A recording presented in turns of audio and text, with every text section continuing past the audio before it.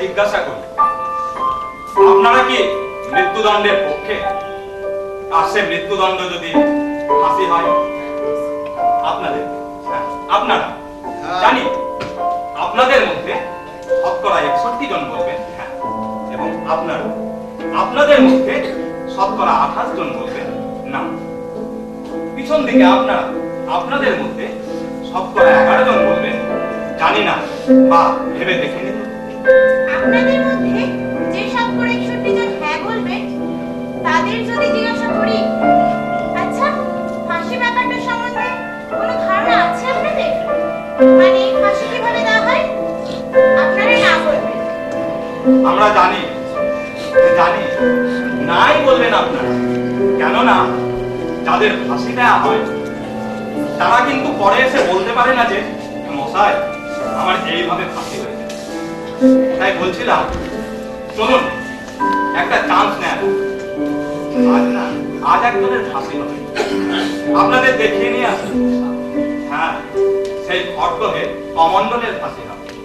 আজ থেকে ৫ বছর আগে কমণ্ডল তার স্ত্রী চাপারানীকে গলা টিপে খুন করে এবং এই দীর্ঘ ৫ বছর ধরে আইনের রথী মহারথীরা আইনের পরমাণু ভেবে কমণ্ডলকে দোষী সাব্যস্ত করেছে এবং ওর ফাঁসির হুকুম দিয়েছে।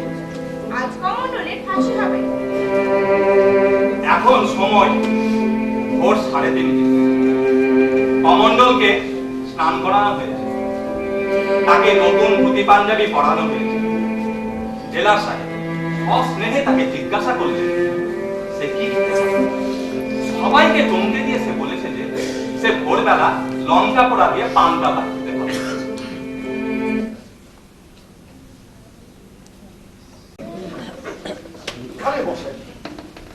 আমি কোথায় ভাবলুম বেটা সারা জীবন ভালো মন্দ কিছু খেতে পারি, নিশ্চয় সন্দেশ রসগোল্লা এসব খেতে চাই। আমি নিজে কি বাজারের সেরা মিষ্টি দই সবকিছু কিনে আনলো, আর বেটার ছেলে বলে কিনা লঙ্কা পোড়া দিয়ে পান্তা ভাত খাবে। আমি এখন পান্তা ভাত কোথায় পাই? ভাতে জল ঢেলে দিলেই তো পান্তা ভাতটা হয়ে যায়। দূর বসাচ্ছি অত সহজ।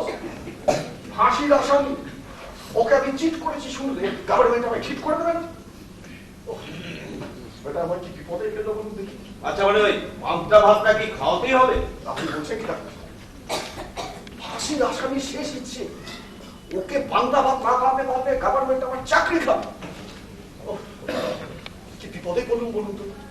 25 বছর সুনামের সঙ্গে চাকরি করে এখন কি পান্তা ভাতের জন্য চাকরি যাবে? ওই লোক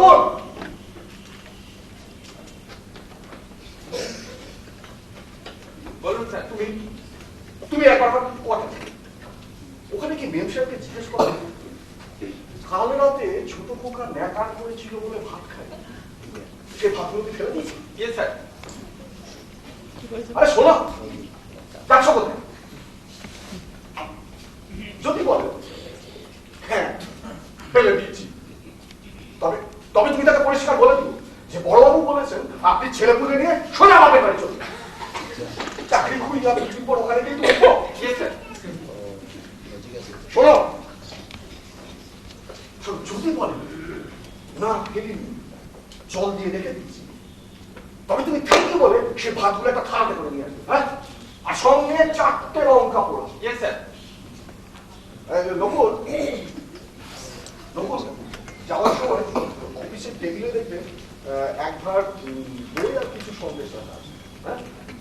সেগুলো নিয়ে গিয়ে ব্যবসায়ীকে দেবে। ছোট খোয়াকে খেতে দিতে বলবে। Yes sir. না না না, শোনো শোনো শোনো, দইটা ছোট খোয়াকে দিতে হবে, হ্যাঁ? ওটা ওটা ঘন করে রাখতে হবে। আমি বাইরে খাবো। Yes sir.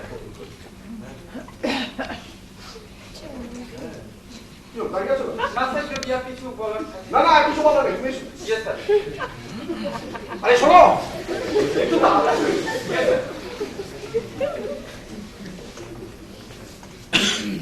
যাই হোক, অনেক কষ্ট করে জেলার সাহেব কমন্ডলের শেষ ইচ্ছে অনুযায়ী তাকে পান্তা ভাত খাওয়ান। তারপর তাকে নিয়ে আসা হলো হাসির মঞ্চের কাছাকাছি একটা জায়গা।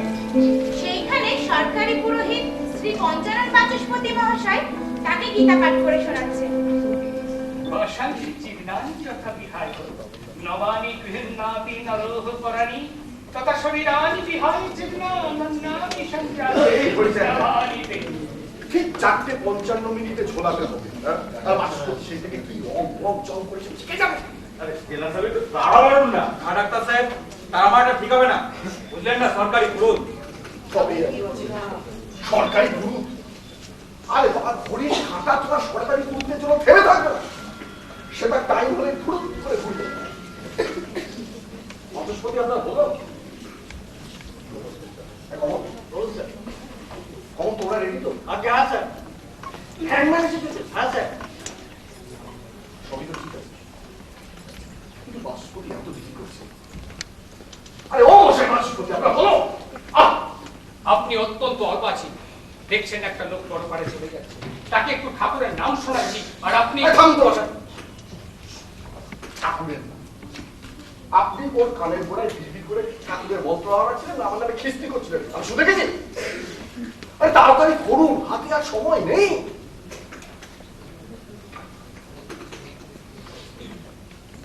এইবার সবাই মিলে তাকে হাসির মঞ্চের কাছে নিয়ে যায়।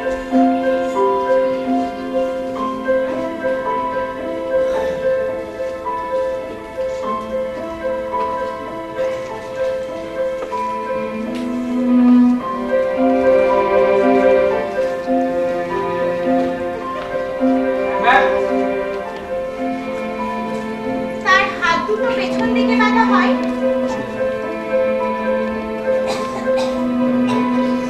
তার সমস্ত মুখটা একটা কালো কাপড়ের মুখোশে ঢেকে দেওয়া হয়। জেলা সাহেব কমনের অপরাধের পূর্ণ বিবরণ তাকে শুনিয়ে দেন এবং মহামান্য আদালতের যে রায় বলে তার মৃত্যুদণ্ড হচ্ছে সেই বিবরণটিও পাঠ করেন। তারপর হাসির দড়িটা তার গলায় পরিয়ে দেওয়া হয়। হে ঈশ্বর, আপনি আমাদের ক্ষমা করুন। আমি পুরোত্ব মাত্র আজ্ঞা বাবা, আমি আপনাদের আজ্ঞা পালন করছি। জেলার সাহেব 10 থেকে নিচের দিকে গুনতে শুরু করেন। 9, 8, 7, 6, 5, 4, 3, 2, 1.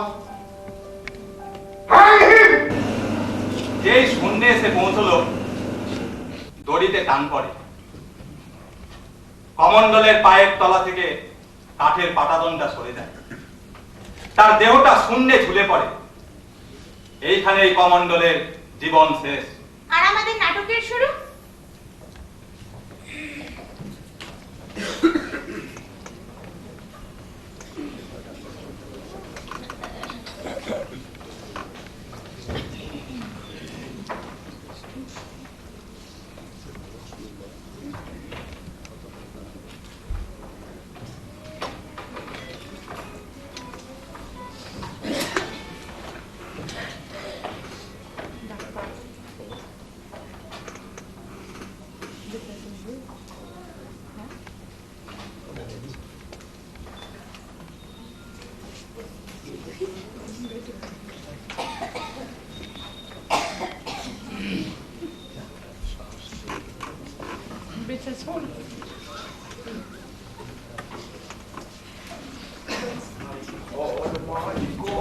My God, জেলা সাহেব is still alive. কি বলছেন আপনি?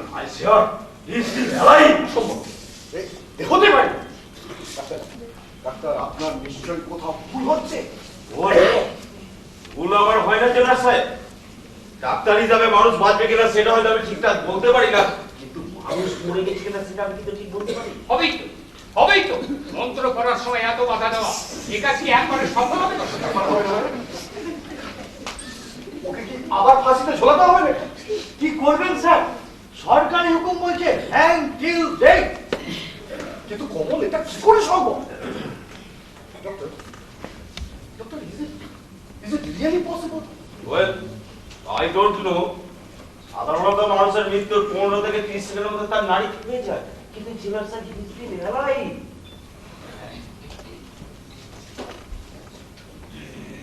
অনিল বাবু, হ্যাঁ বলুন স্যার।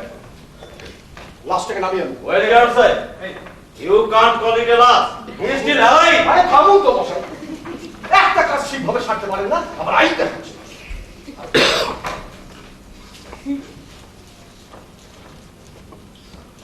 আস্তে আস্তে আস্তে চল।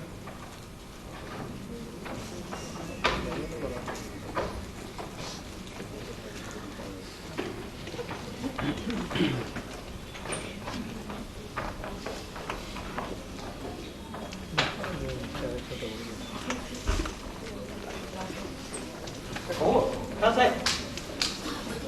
কমল, বলো। কি বলবো স্যার, কিছুই বুঝে উঠতে পারছি না। আচ্ছা স্যার, এক কাজ করলে হয় না? সবাই মিলে ধরাধরি ধরে দড়িতে লটকে জোরে জোরে 3-4 বার ঝাঁচকা। না বাবু, তাতে আইন আটকে হবে। আইন বলছে যে লোকটার ফাঁসি হয়েছে সেই লোকটি মৃত্যুর পূর্ব মুহূর্তে জেনে যাবে সে এই অপরাধ করেছে, তাই তার ফাঁসি হচ্ছে। ওর তো কোনো জ্ঞান নেই কমল বাবু। আচ্ছা এক কাজ করলে হয় না? জল টল দিয়ে কোনো রকমের জ্ঞানটা ফিরিয়ে নিয়ে সেই প্রথম থেকে সমস্ত ব্যাপারটা আলোচনা করি। প্রথম থেকে মানে সেই পান্তা হাত থেকে, সরি আমার বাড়িকার পান্তা। প্রথম থেকে সব কিছু করার কি দরকার? কোনো রকমের জ্ঞানটা ফিরিয়ে নিয়েছে, রায়ের পয়েন্টটা শুনিয়ে ঝুলিয়ে দিলেই তো চলবে। কি আমি কি এখানে ঘাস কাটতে এসেছি না? আমার একটা উপরি পাওনা মাঠে মারা যাবে, তা হবে না।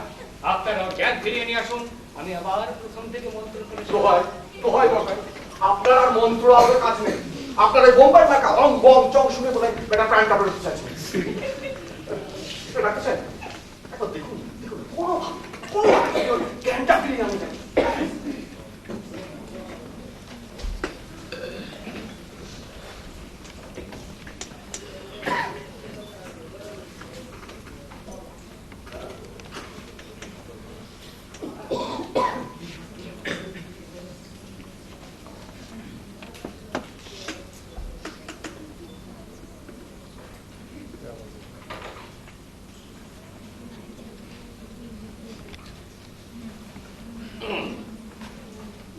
ওকে,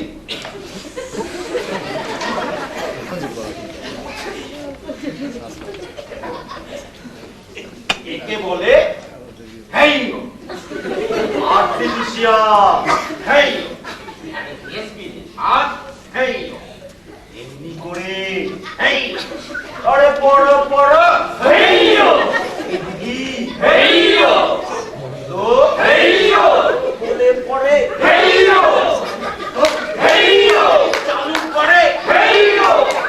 নিচে আছে জ্ঞান এসে গেছে। একটু চেয়ার না করুন যদি।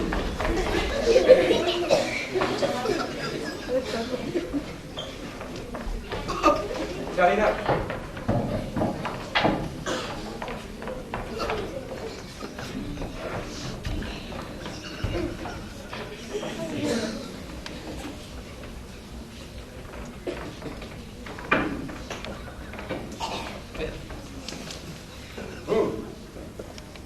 ডাক্তার সাহেব, এইবার ওকে বোঝান যে ওর স্ত্রী চাপারানীকে গলাটিতে খুন করার দায়ে ভারতীয় দণ্ডবিধির ১১ নম্বর ধারা অনুযায়ী ওকে আমরা ফাঁসিতে ঝুলাম।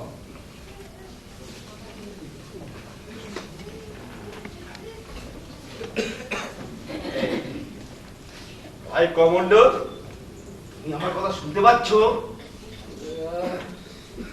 আমারে কিছু বলছেন?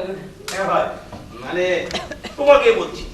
আচ্ছা, মানে ওই তোমার নাম তো কমান্ডো, তাই না? কই আমার কিছুই মনে পড়ছে না তো। পড়বে ভাই পড়বে, মানে ওই আমার সঙ্গে কথাবার্তা বলি না, তোমার সব কথা মনে পড়বে। আমি এখানে কেন? তোমার যে ফাঁসি হবে ভাই। ফাঁসি কি?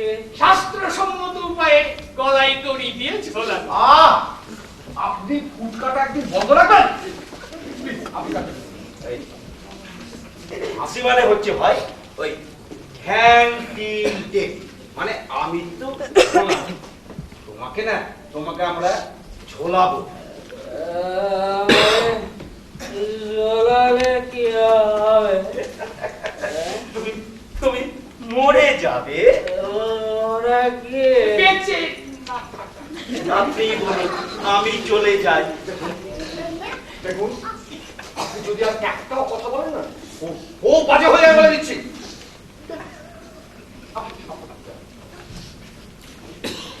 মরা মানে ভাই ওই বেঁচে না থাকা। বাসা কি? বাচ্চা মানে বাচ্চা, এই যে আমরা যেমন বেঁচে আছি। আমরা কি বেশি আছে? না কি উত্তর দেবে না। হ্যাঁ ভাই কমল, তুমি বেঁচে আছো। এই যে কমল, তুমি বসে আছো কাঠের চেয়ারের উপর বসে আছো। বেটা মাওরা তো মাওরা, অফিসে তো কোনো ছাড় পাওয়া চেয়ার আছে, তার একটা আনতে পারলি রে? বেটা বসলেই মালুম যেত বেঁচে আছে কি মরে গেছে। এই যে স্যার, চার্জশিট খাবার মতলব যদি না থাকে তাহলে চুপ করে দাঁড়িয়ে থাকো। Sorry sir. হ্যাঁ ভাই কমল, তুমি বেঁচে আছো। এই যে কমল, আমি তোমার সামনে দাঁড়িয়ে আছি, তুমি আমায় দেখতে পাচ্ছ না? আপনি কে? আমি ডাক্তার, মানুষের সেবা করি, মানুষকে বাঁচাই। আপনি মানুষের বাঁচান? ইউজুয়ালি মানে সাধারণ। তাহলে এতক্ষণ আমার মরার কথা কইছিলেন কেন? মানে জেলার সাহেব, আমার পক্ষে বোধহয় এগুলোটা ঠিক হবে না। ব্যাপারটা খুব পেয়ারা জায়গায় চলে যাচ্ছে। এই সরুন তো সব সরুন দেখি। আচ্ছা আমি দেখি। হ্যালো, ওহে কমন্ডল, চেনো আমাকে? চেনো না? তোমার তো চেনার কোনো কথাই ওঠে না, কেননা এর আগে তো তোমার কখনো ফাঁসি হয়নি। শোনো, আমি হলাম শ্রী পঞ্চানন বাচস্পতি, সরকারি পুরোহিত, পুজো করি। কি পুজো করেন? জেলের সব পুজো, যেমন ধরো জেলের দুর্গা পুজো, জেলের কালী পুজো, জেলের সরস্বতী পুজো, তারপর ধরো কি ওই অনুশাসন পুজো, আর জেলার সাহেবের বাড়িতে যে শনি পুজো, সেটাও আমি করে থাকি। ওটাকে এর মধ্যে টানছে কেন? ওটা তো আনঅফিশিয়াল। এখানে পুজো হবে? হ্যাঁ বাবা, এখানে পুজো হবে, এখানে ফাঁসি পুজো হবে। ভাই, এখানে তো কোনো ঠাকুর দেবতা দেখতে পাচ্ছি না। দেখতে হয়, দেখতে কি ঠাকুরকে কি আর চোখ চালিয়ে দেখা যায়? ঠাকুরকে উপলব্ধি করতে হয়। সন্ধ্যা যত সব বাস্তিক কথাবার্তা। ওদেরও কমন্ড, দেখো আমি ডাক্তারও নই, আমি পুরুতও নই, আমি হলাম পুলিশ। পুলিশ কি? পুলিশ হলো তারা, চোর ধরে যারা। না, ভুল বলছো। পুলিশ হলো তারা, পুরুত তারাই যা। আর একটা কথা বলতে এখান থেকে বের করো। বার করে দেবো, কত শান্তি। আমি সরকারি পুরোহিত, সরকারি কাজে এসেছি, ব্যাস। আমাকে এখান থেকে বার করে দেবার কোনো এখতিয়ার আপনার নেই। আর একটা কথা বলতে দেবো, আর একটা কথা বলে রাখুন। বের করা দেখতে আছে কি নেই আপনাকে আমি দেখে দিচ্ছি। আচ্ছা বলছিলাম, শোনো কমন্ড, তুমি তোমার স্ত্রী চাপারানিকে গলা টিপে খুন করেছো, সেই জন্য তোমার ফাঁসি হবে। চাপারানি কে? চাপারানি তোমার বউ, যাকে তুমি গলা টিপে খুন করেছো। মনে পড়ছে না? না, মনে পড়ছে না? না, মনে পড়ছে না? না। না ইচ্ছে করে মনে পড়ছে না? আমি সত্যি বলছি, আমার কিছুই মনে পড়ছে না, কিছু মনে পড়ছে না। আচ্ছা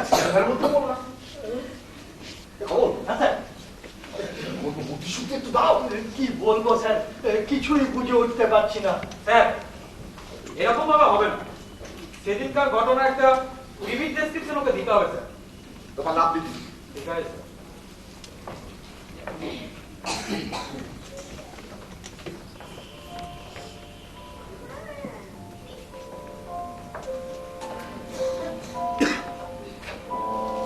অমণ্ডল, ঘটনায় তোমার বাড়ি ছিল, বাড়িতে তোমার অন্ধ বুড়ো বাপ, 3 ছেলে মেয়ে আর বউ চাপা। সেখানে একটা রোলিং মিলে তুমি কাজ করো, মাইনে টাইনে তোমার ভালোই ছিল, কিন্তু তোমার অনেক বদগত ছিল। তুমি প্রচন্ড নেশাখোর ছিলে, অনেক সুন্দরী স্ত্রী থাকা সত্ত্বেও তোমার খারাপ পাড়ায় যাতায়াত ছিল। যাই হোক অমণ্ডল, হঠাৎ যখন শ্রমিক অসন্তোষের দরুন তোমার কারখানা মালিক তোমাদের কারখানা বন্ধ করে দিতে বাধ্য হয়, তখন তোমার বাড়িতে খুব অভাব দেখা দেয়। কিন্তু তবুও নেশা পয়সা জোগাড় করতে একদিন যখন কারখানা গেটের সামনে ইউনিয়নের নেতারা তোমাদের উস্কে দিয়ে বক্তৃতা করছিল, তখন তোমার নেশা করতে খুব ইচ্ছে হলো। তুমি টাকার সন্ধানে কাবুলিওয়ালার কাছে গেলে, সে তোমাকে টাকা দিল না, এক বন্ধু তোমাকে খাওয়ালো। নেশার কম হয়ে তুমি বাড়ি ফিরতে, তুমি তোমার অঙ্গপ্রভাবকে টাকার জন্য নদী চালাচ্ছি। তখন তোমার ছেলে মেয়েরা ভাত খাচ্ছে, আমার মাল খাওয়ার পয়সা নেই, তোরা ভাত খাচ্ছিস। তুমি মারধর শুরু করছিস চাপা ছুটে এলো বাঁচাতে, তখন তুমি চাপার কাছে ভাত খাওয়ার জন্য টাকা চাইলে, চাপা দিতে পারো না। তখন নিচে পড়ে থাকা থালা তুলে নিলে বিক্রি করে মদ খাবে বলে চাপার কাছে, চাপা বাধা দিতে আমার মার বিক্রি করে সে মরে গেল। কমান্ডার কমান্ডার কমান্ডার, শুনলে কি সব কথা? এবার মনে পড়েছে তোমার?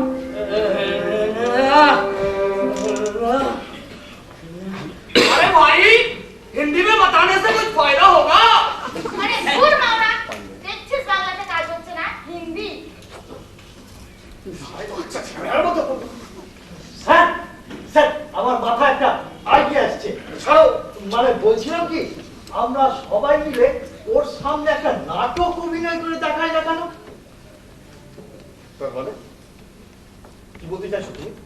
মানে বলছিলাম যে ধরুন আমাদের মধ্যে থেকে কেউ কমন্ডো সাইলুক, সেদিনকার ঘটনাটা ওর সামনে আমরা অভিনয় করে দেখালাম।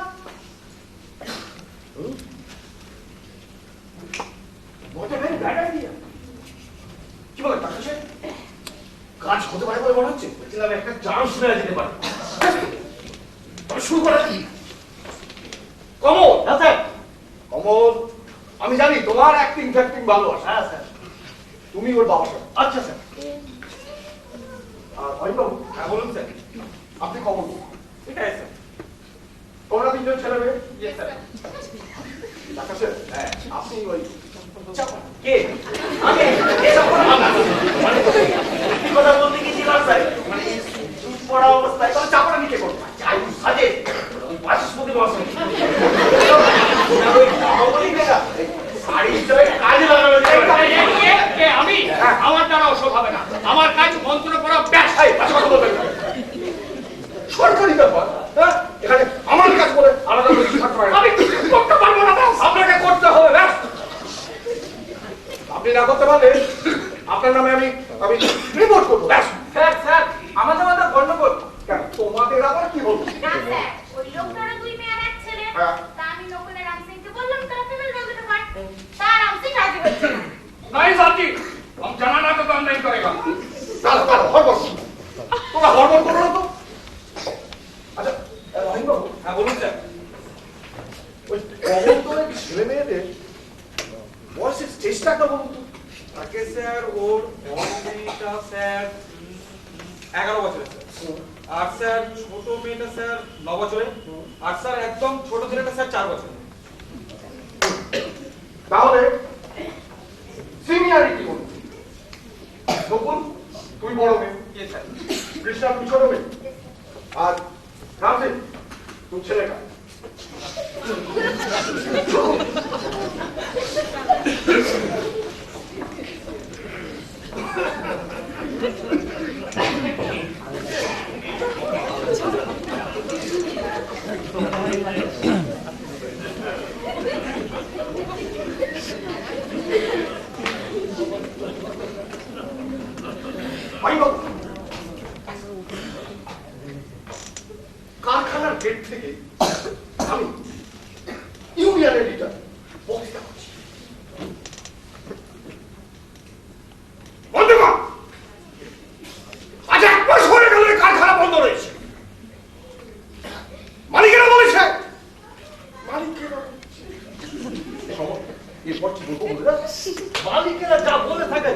বলেছে? হ্যাঁ, মালিকেরা যেমন থাকে তাই বলেছে। কিন্তু এই কারখানা আমরা খোলাবো। পাশে কারখানা থাক আর কারখানা না থাক, আমাদের ভেঙে বললে চলবে না। আমাদের সোজা হয়ে দাঁড়িয়ে থাকতে হবে তাল গাছের মতো। রবীন্দ্রনাথ ছোট কথা বই এক জায়গায় লিখেছে, তাল গাছ এক পায়ে দাঁড়িয়ে সব গাছ ছাড়িয়ে উঁকি মারে আকাশ। আমাদের সেই তাল গাছ হতে হবে, সবারই মাথা ছাড়িয়ে উঁকি মারতে হবে আকাশ।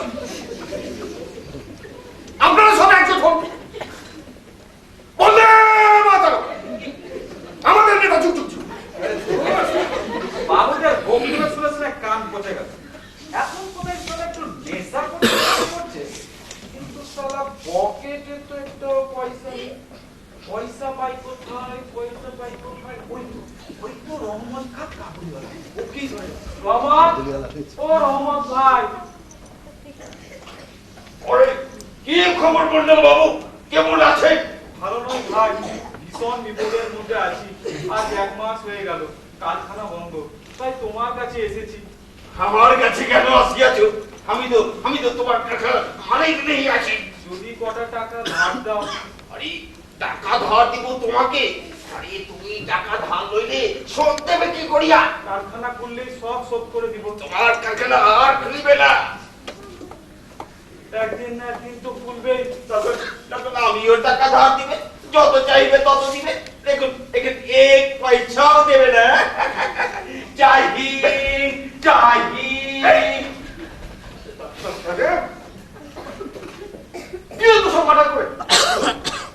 আরে যে কাবলে টাকা ধার দেয় সে কখনো হিং গেছে না?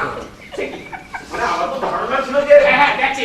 এই, যা যাবেন না তাকে খবর করবেন না তো? আপনি আমার থেকে বেশি জানেন। আমি নিজে আপনি নিচে দেখেছেন যে কাবলে হিং গেছে সে টাকা ধার দেয়। শুধু দেখেছি নয়, আমি ধার নিয়েছি আমার ষষ্ঠ পুত্রের অন্নপ্রাশনের সময়। ওর সঙ্গে ঝামেলা করার কোনো মানে হয় না। ওটা খুব মাইনর পয়েন্ট। আর ওই অয়নবাবু, অয়নবাবু ব্যাপারটাকে আরেকটু রিয়ালিস্টিক করুন।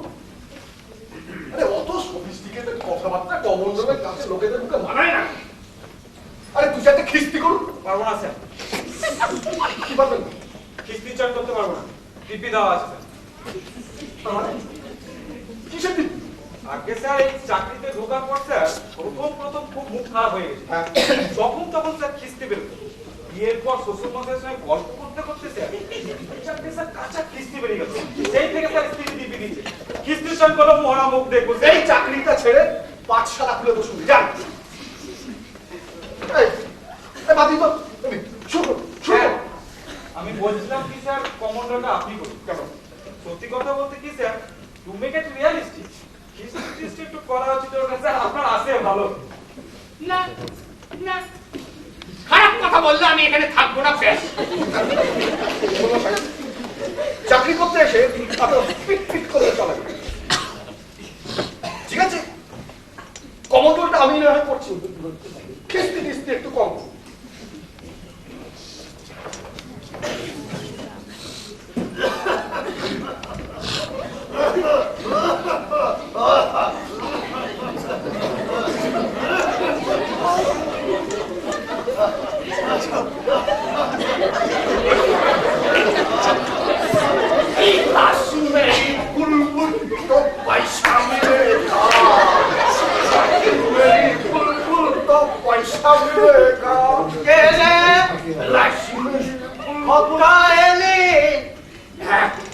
সারাদিন কোথায় ঘুরিস রে খোকা?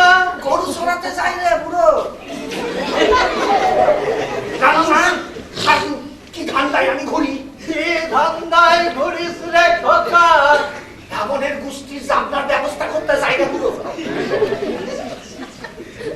এই, শোনা, তোমার কাছে যে লুকানো টাকা আছে সেটা আমারে দাও। টাকা আমি কোথায় পাবো রে খোকা? কোথায় বলে আমি মাল খাবো ব্যবসা করে টাকা। আমি টাকা কোথায় পাবো বল? কোথায় পাবে জানে? আমার যখন চাকরি ছিল তখন তো রোজ আমার পকেট থেকে টাকা সরাতে, সে লুকানোটা হাগুলাম কোথায়? না বাবা, ধর্মত বলছি, কোনদিনও তোর পকেট থেকে টাকা নেইনি। ফের মিশা কথা বলছো পুরো। আমি নিজের চোখে দেখি নাই। সে তো বাবা একদিন দেখেছিলিস, অন্য মানুষ আন্দাজে পায়জামা মনে করে যেটা হাতরে ছিলাম সেটা ছিল বৌমার ছায়া। তাতে তো বাবা পকেট থাকে না। আমিও সব কিছু জানি না। আমি মাল খাওয়ার সময় টাকা না বাবা, এক পয়সাও দিতে পারবো না। পয়সা দিতে পারবে না? পয়সা দিতে পারবে না তো সারা বাপ হয়েছিল কেন? হ্যাঁ? আরে বাপ হয়েছিল না, এক কত্তর মাল খাবার পয়সা দিতে পারো না, তো জন্ম দিচ্ছিল কেন? ইস, কি আবার কেমন ধরনের কথা? এমন ভাবে কথা বলে নাকি তোকে? এই মেয়ে ছেলে! এই বাকি ইস, চুপ করবে কেন শুনি? हम लोग क्या खाएगा?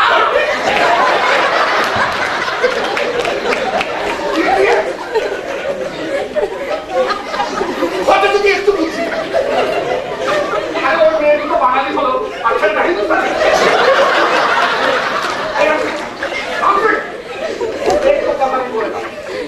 जो बोलेगा तब खाली काटेगा।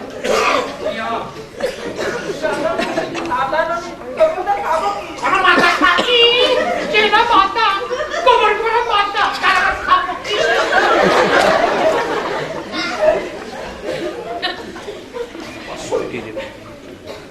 পার্সোনালি এটা কিন্তু পার্সোনাল একটা কেন? পার্সোনাল অ্যাটাক হতে যাবে কেন? যে কথার যে উত্তর। না আমি শুনেছি আমার বাসার কাছে বহু জায়গায় আপনি ধরে নিয়েছেন যে জেলা সাহেবের মাথায় গোবর মারা আছে। সে তো আপনার গিন্নিরই কথা। আমি শুধু প্রচার করেছি মাত্র। আমি তো মহা এমন লোক বসে সামনাসামনি বলার সাহস নেই, তাই মৌকাবে শুনে দিলে ঠিক আছে, আমিও মৌকাবের সত্যি।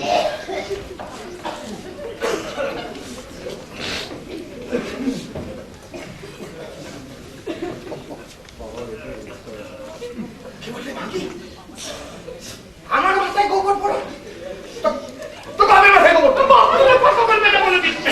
শেষ করবো কি করবি না মাগি? তুই মাগি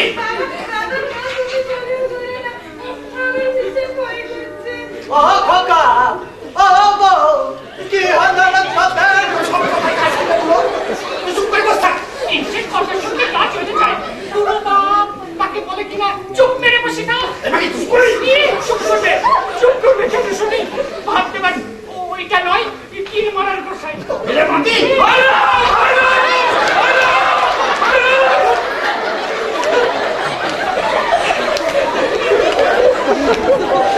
আচ্ছা এরকম ধীরে বলা বাচ্চা ছেলে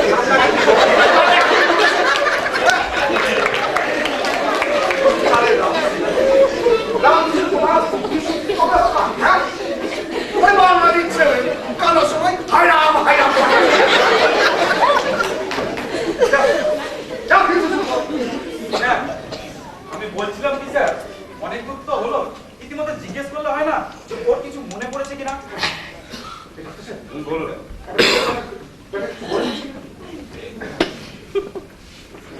বলো কমল, আচ্ছা মানে তোমার কি কিছু মনে পড়েছে?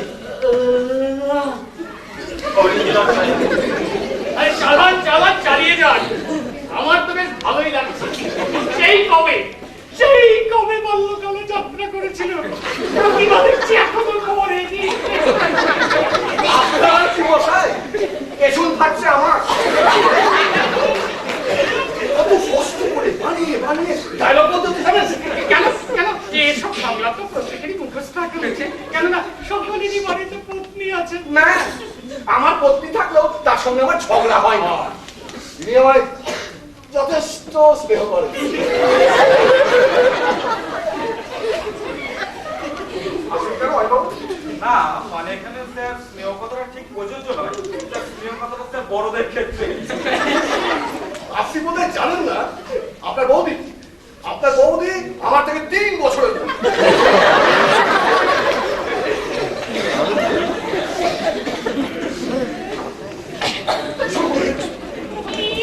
হাত দেবার কেউ নয়, ইলমানের গোসাই। জানা নাকি যা যা, যেখানে ভালো ভালো খেতে পাবি সেখানে যা। তবেই তো, চলেই তো যাবো। যেখানে দু চোখ যায়, সেদিকে চলে যাবো। চলে যাবে চলে যাবে, কে তোরা মাথা টিপে দিয়েছে থাকতে? তোর বাপের খেয়ালটা থেকে তো নিয়ে যাক না তোকে। কেন আমার বাপ নিয়ে যেতে যাবে কেন? এখন তো আমার বাপের পায়ে ধরে সেদিছিলে আমার বিয়ে করবার জন্য। আমার বউ হয়ে গেছিল, আমার বউ হয়ে গেছিল তোর বাপের পায়ে ধরে থাকতে। তোর বাপ এসে আমার পায়ে পড়েছিল তোর বেকার। মুখ কথা বলবে তোমার, আমার বাপের নামে মিথ্যি কথা বললে মুখে পোকা পড়বে তোমার। কি বলে যাচ্ছে? বাপের সমস্ত ব্যাপারটাই গন্ডগোল হয়ে গেল। আপনার তো প্রথমবারে চাপার উপর ঝাঁপে পড়ার কথা নয়। আপনি চাপার কাছে মদ খাওয়ার জন্য টাকা চাইবেন, সে দিতে চাইবেন না। ছেলেমেয়েরা কাঁদতে থাকবে, তখন আপনি থালা বাসন বিক্রি করে মদ খাওয়ার জন্য পয়সা চাইবেন চাপার কাছে, তখন আপনি ওর গলাকে টিপে দেবেন। বাবা এখনো এত কাণ্ড বাকি, তাহলে চলে আসে কত জোরে ঝাঁপিয়ে পড়বেন না, বড্ড ব্যথা লাগে। আমার পক্ষে অত কথা দেওয়া সম্ভব নয়। আরে একদিনের সময় আমার কেমন উঠেছি, আমরা রাখার দিয়ে কি করবো? এই তো ছেলেমেয়েরা, আমি সারাক্ষণ তোমার কাঁদতে আমার বাপের নামে মিথ্যি কথা বললে মুখে পোকা পড়বে তোমার। ঘরে কি কোনো খাবার নেই? ছেলে মেয়েদের দাও না। ঘরে আবার থাকবে কি?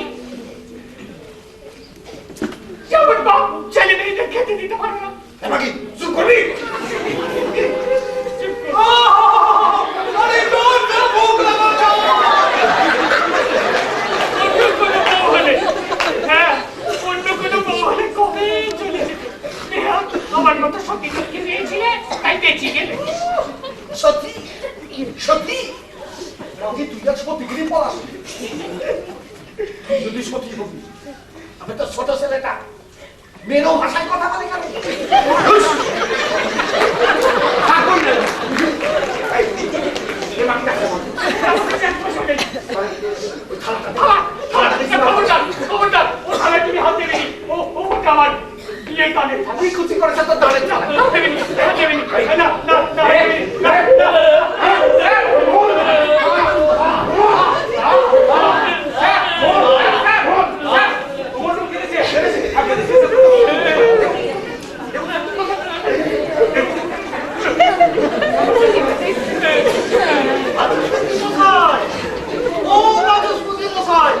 উঠুন উঠুন, আর একদিন করতে হবে না।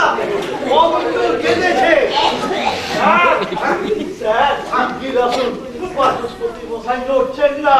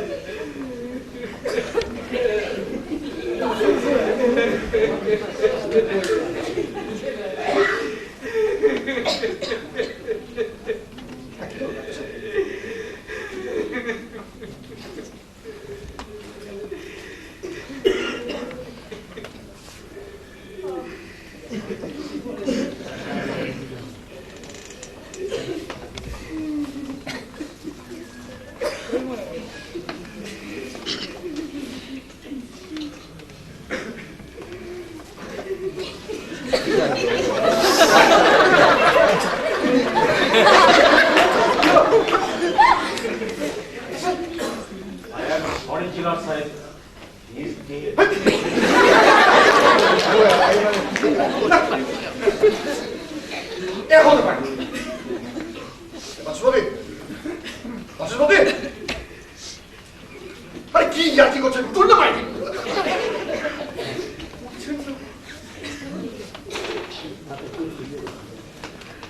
আপনারা বিশ্বাস করুন, আমি খুব আস্তে করে গলাটা টিপে ধরেছিলাম। ও মরেনি, মাই বলছো মরেনি। ডাক্তার সাহেব আপনি আরেকবার ভালো করে দেখুন না। আচ্ছা ও আপনার হেই ও মারি, হেই ও মারি। He's already dead.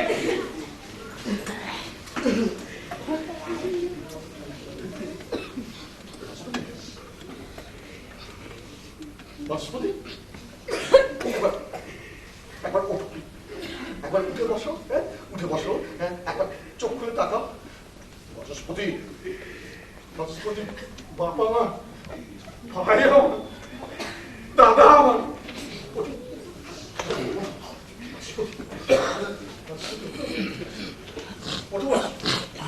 ওঠো, বাচস্পতি, ওঠো, ওঠো, ওঠো, আরে উঠতে রে শালা!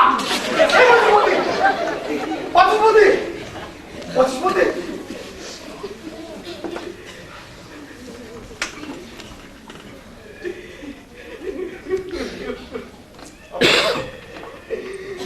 আপনারা আমার দিকে অমন করে তাকিয়ে আছেন কেন?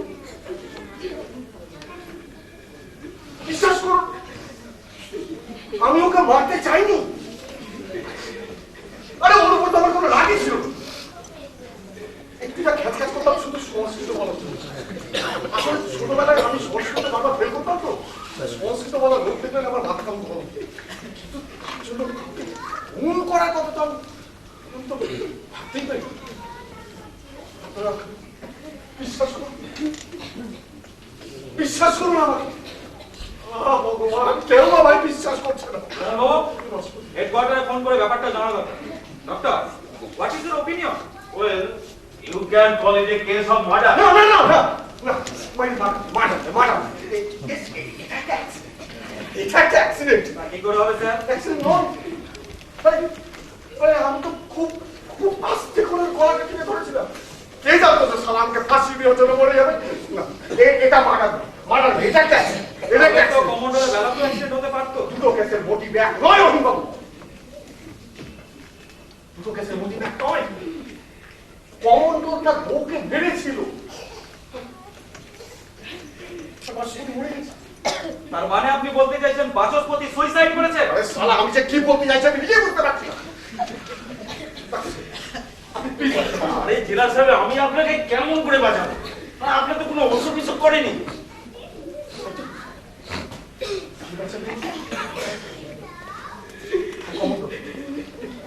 কমান্ডার তুমি পারবে না।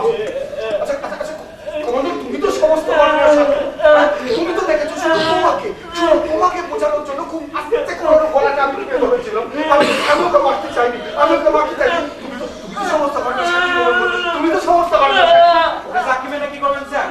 একটু বাদেই তোর সব কথা মনে পড়ে যাবে। আর আমরা এই ফোনে ওকে ফাঁসি কাটে ঝোলাবো।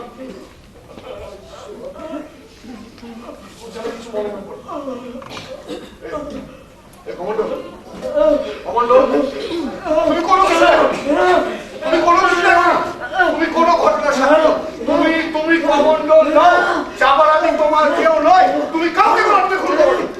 দেখি স্যার, একটু আগে আপনি অস্থির হয়ে উঠেছিলেন যাতে করে সব কথা মনে পড়ে। আরে শালা, সে তো চাকরি বাঁচানোর জন্য। এখন তো নিজের জীবন বাঁচানো নিয়ে সংশয়। সরি স্যার, কোনো উপায় নেই। ঘটনাটা আমাদের হেডকোয়ার্টারে জানাতেই হবে। সমর বাবু, একটা ফোন করুন।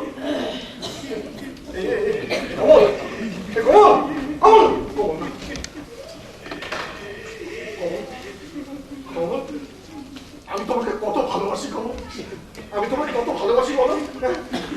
প্লিজ এক্ষুনি ফোন করো, এক্ষুনি ফোন করো। কি ঝামেলার মধ্যে পড়ো না বাবা।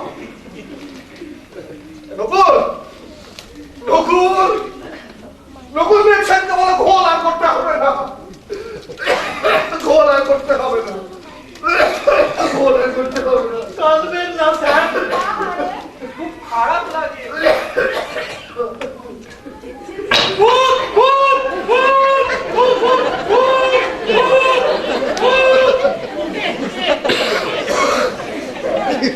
ওই কদ্দুর এগুলো কি বাচস্পতি মশাই, আপনি মারা যাননি? দিয়েছিলাম তো কিছুক্ষণের জন্য। তার মানে যেই দেখলাম জেলার সাহেব গলাটা একটু বেশ জোরেই টিপে ধরেছেন, সঙ্গে সঙ্গে বুঝলাম ওনার মুড এসে গেছে। আর তাই 64 নম্বর যোগাসন প্রয়োগ করে আধ ঘন্টা স্বেচ্ছা মৃত্যু, একে বলে যোগ বলে,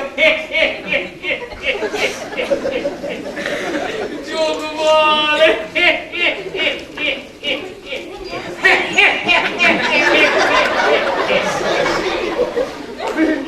আপনি তাদের করে হাসবেন না, আপনার কাছে চলে যাচ্ছে। সে কথা পট পট করে আপনার দাঁতগুলো তুলে ফেলি। বাবু, হ্যাঁ বলুন স্যার। দেখুন তো একটা কাঁদছিল ওখানে, ওর কিছু মনে আছে? ঠিক আছে দেখছি।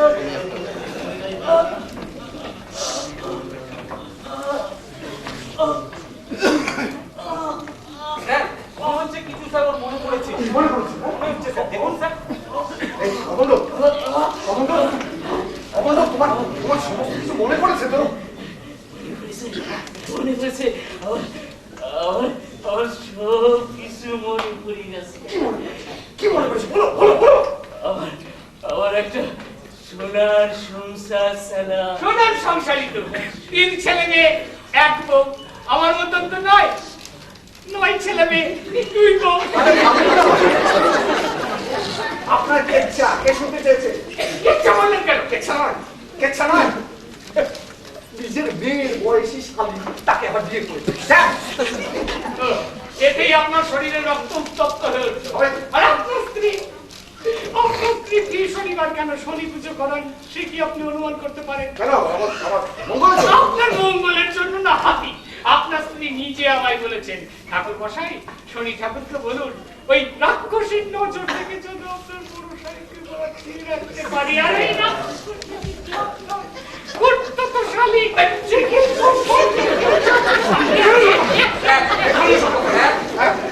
আপনারা যদি পার্সোনাল ব্যাপারে এত মাতামাতি করেন তাহলে কিন্তু আমাদের কাজে দেরি হয়ে যাবে। ঠিক আছে, ঠিক আছে, আগে কমন্ডলকে ঝোলায়, তারপর দেখবে নামটাকে কেমন ঝোলা। হ্যাঁ, যা বলছে কমন্ডল, কমন্ডল, তোমার একটা সোনার সংসার আছে। আমার একটা চাকরি ছিল। তারপর আমার ঘরে সুখ ছিল, শান্তি ছিল। রোজ সন্ধিবেলা যখন আমার বউ উঠোনে তুলসী পিটিং লাগাইত, আমার অন্ধ বুড়ো বাপ দয় বসি নাতি নাতনিদের গল্প শোনাইত। আমি কাছে থেকে ঘরে ফেলতাম। আমার ছোট্ট ছেলেটা বাবু আমার খুব নেওটা ছিল। কাছে থেকে ঘরে ফেলতে ও সাবেরালের মতন আমার পায়ে ঘুরি বেড়াইতো।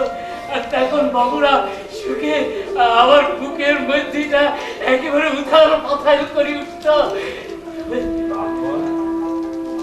তারপর হঠাৎ একদিন কারখানাকে দেখি, কারখানার গেটে বিরাট তালা ছিঁড়েছে। রাতারাতি মালিকরা নাকি তালা লাগাই পড়ে গেছে। তারপর বাবুরা দিনের পর দিন বসে থেকেছি হয় কারখানা ঘাটে সামনে। আজ না হোক কাল তো তালা খুলবে। আমাদের এতগুলো মানুষের পেটের ভাত মেরি বেশ জয় মালিকরা বলা হিসাবে না, এনারাও তো মানুষ। আস্তে আস্তে কারখানার লোহার গেটি মুছে চলে গেল বাবুরা। কারখানার ভেতরে সাজানো ফুলের বাগান তো একেবারে জঙ্গল হয়ে গেল। আমাদের কাছে ভর্তি লাগলো, জমানো টাকা যে কটা ছিল সব শেষ হয়ে গেল। বাড়ির ঘটি বাটি একটা একটা করে বেচতে শুরু করলাম। এই কারখানা সে কারখানা ঘুরে বেড়াইতে লাগলাম একটা কাজের আশায়। কেউ কাজ দিলে না বাবু, কেউ কাজ দিলে না। ভাবলাম চাষি ছেলে আমি চাষ করে খাবো, নিজে জমি জীবিত কিছু নেই। তাই ভাবলাম পরের জমি লাগত দেব, কিন্তু 100 জমি কেউ দেবে না বাবু। আর এদিকে আমার ছেলে মেয়েগুলা আরো নিস্তেজ হয়ে যেতে লাগলো। আমার অন্ধ বুড়ো ভাব আরো দুর্বল আর বুড়ো হয়ে যেতে লাগলো। আমার ছোট্ট ছেলেটা বাবু, সে আমার দিকে সেই খালি হাসত, সে হাসি ভুলে টাটা করে আমার দিকে সেই থাকতো, যেন ও চোখ দুটো দিয়ে আমায় বলতো, বাবা, আমার আমার বড় খিদে লেগছে, মা, আমায় দুটো খেতে দে। এখন এখন আসছে আমার বুকের পাঁজর গুলা কান্নায় ভরে উঠতো বাবুরা। আমি ওর চোখের সামনে থেকে শুকিয়ে শুকিয়ে পলাই গেলাম। তারপর তারপর এক নদীর সঙ্গে সুরের মতো সুপি সুপি বাড়ি ফিরছি, ভেবছি ছেলে মেয়েগুলোর মতো ঘরে ঢুকি দেখি ছেলে মেয়েগুলার বসে বসে ভাত খাচ্ছে। আমার আমার বুকের মধ্যে এটা ধপ করে উঠল বাবা। এই এই সাপা সাত পেলে কথা সাপা বললে, আগো ছেলে মেয়েদের খিদে কান্না সহ্য করতে না পেরে দুটো সাল চুরি করে এনেছে। সঙ্গে সঙ্গে সঙ্গে সঙ্গে আমার মাথার মধ্যে আগুন চলে গেল বাবা। আমি দৌড়ে গেলাম ওদের ভাতের থালা টান মেরে ফেলে দিতে। না, চুরি করা চালের ভাত আমি আমার সন্তানের মুখে তুলতে দেবো না। আমার ছুটে এসে আমার পায়ে পড়ি পড়ল। আগা আমাদের যে বড্ড খিদে লেগছে গো, আর সে অনেক দিন কিছু খায় নাই। আমারে তখন ভালোই পেয়েছে বাবা। আমি জোর করে সফরে সরাই দিতে গেলাম। আমার হাতটাকে আর গলায় পড়ল। বাবুরা বাবুরা তোমরা তোমরা আমায় ফাঁসি দাও। আমার হাত পাততে হবে না, আমার চোখ পাততে হবে না। তোমরা তোমরা আমার নেশা ফাঁসি কাটার কাছে আমার নেশা না। আমি নিজে ফাঁসি করি গলায় পড়ব। তোমরা তোমরা আমায় ফাঁসি দাও, ফাঁসি দাও। আমি সাপার কাছে চলে যাই। সাপারে কি বলি, সাপারে সাপা আমি তোরে মানে নেবে, সাপা আমি তোরে মানে নে। তোমার আমায় ফাঁসি দিলে, আমায় ফাঁসি দিলে।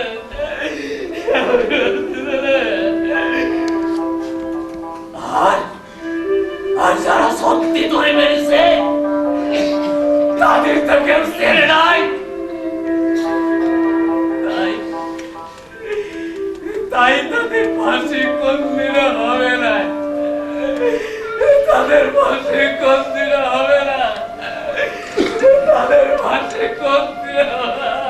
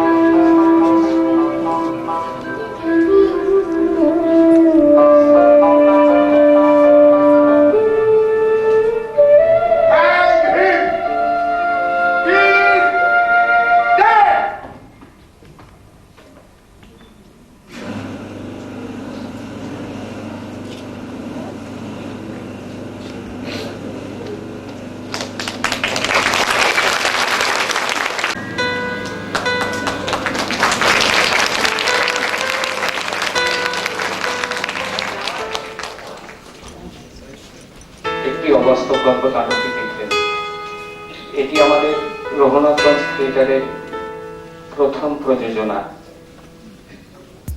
প্রযোজনা হিসেবে আপনাদের কাছে কি উপস্থিত করলাম তা আপনারাই বলতে পারবেন। খুব ভালো হয়েছে।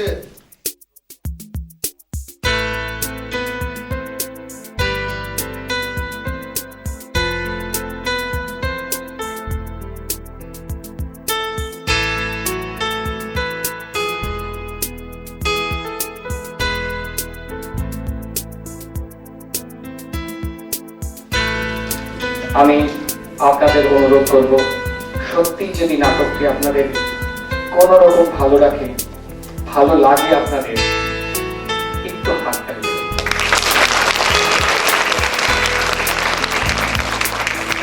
আমি আমার সহকর্মীদের অনুরোধ করব, আপনারা আপনাদের পরিচয় নিজেরাই দেবেন।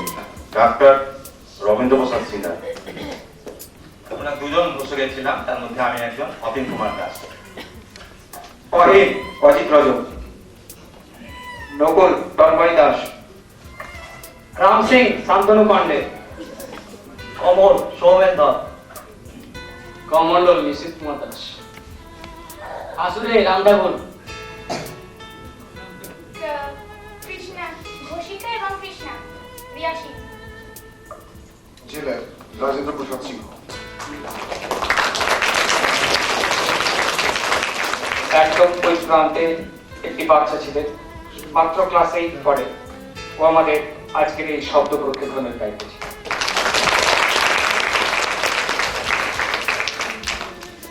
দেবু, তুমি একটু মঞ্চে আসবে।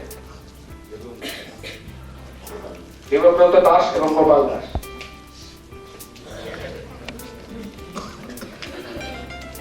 আলোক সঞ্চালন গোপাল দাস এবং শব্দ